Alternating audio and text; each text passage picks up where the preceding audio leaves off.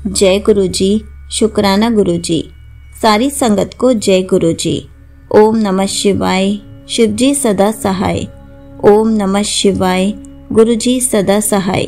शिव पुराण श्री शतरुद्र संहिता का 29वां अध्याय। श्री कृष्ण दर्शन अवतार। नंदीश्वर बोले, हे सनत कुमार जी, इक्ष्वाकु वंश में श्राद्ध देव की 9वीं पीढ़ी में राजा नभग का जन्म हुआ और उनके पुत्र नाभाग हुए। नाभाग के पुत्र रूप में अम्बरीश का जन्म हुआ। वे परम विष्णु भक्त थे। अम्बरीश के पितामह नभग को स्वयं भगवान शिव ने ज्ञान दिया था। एक समय की बात है कि जब नभग गुरुकुल में शिक्षा ग्रहण करने गए हुए थे, उस समय उनके भाइयों ने राज्य का विभाजन कर लिया और नभग के भाग को भी हड़प कर अपने राज्य में मिला लिया। शिक्षा ग्रहण करने के पश्चात जब वे गुरुकुल से लौटे तो उन्होंने अपना भाग मांगा, परंतु उनके भाइयों ने कहा कि हमने तुम्हारा हिस्सा किया ही नहीं था। अब जो कुछ भी मांगना चाहते हो वो तुम पिताजी से मांगो। अपने भाइयों के स्वार्थी वचनों को सुनकर नभग को बहुत दुख हुआ। वे अपने पिता के पास गए और उन्हें सब कुछ बताया। पिता उन्हें धैर्य बंधाते बोले कि तुम्हारे भाइयों ने तुम्हारे साथ छल किया है।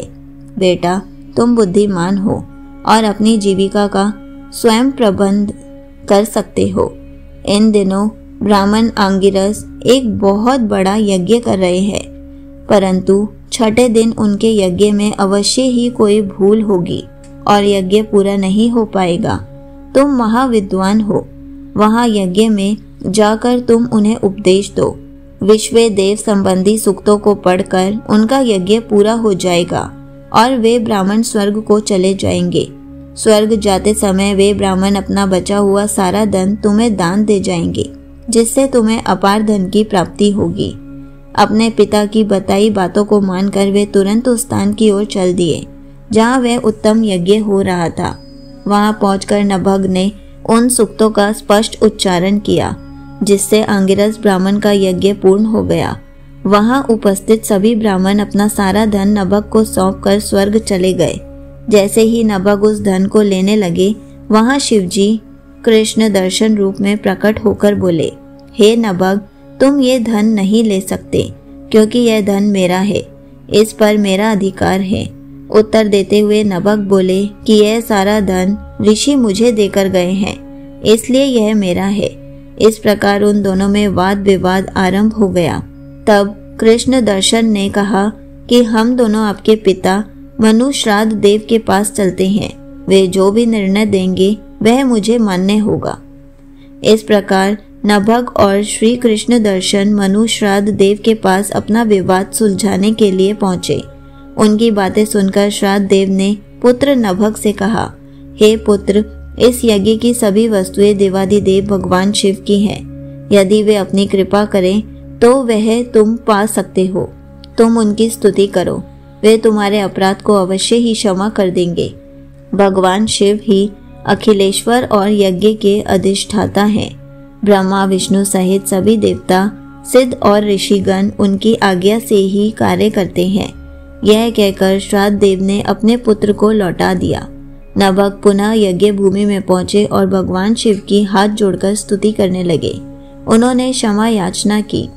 उनकी प्रार्थना सुनकर ब्रह्मा विष्णु और अन्य देवता भी वहां प्रकट हो गए और वे शिव रूपी कृष्ण दर्शन की स्तुति करने लगे।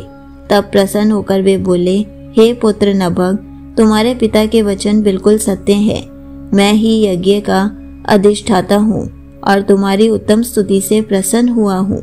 मैं तुम्हें सनातन ब्रह्म ज्ञान देता हूँ। तुम महाज्ञानी हो और सब अभिष्ट वस्तुओं को ग्रहण करो। यह कहकर भगवान शिव अंतर्धान हो गए। सब देवता भी उनके गुणों का गान करते हुए अपने अपने धाम को चले गए। श्राद्ध देव भी नभग के साथ अपने घर चले गए। इस लोक में अनेक सुखों को भोग कर मृत्यु के उपरांत वे शिवलोक वासी हुए। इस प्रकार मैंने भगवान शिव के कृष्ण दर्शन नामक अवतार का वर्णन किया। इसे सुनने अथवा पढ़ने से सभी प्रकार के लौकिक और परलौकिक मनोवांछित फलों की प्राप्ति होती है। संगत जी, यहीं पर शिव पुराण श्री शतरुद्र संहिता का 29वां अध्याय समाप्त होता है। जय गुरु जी। शुक्राना गुरु जी।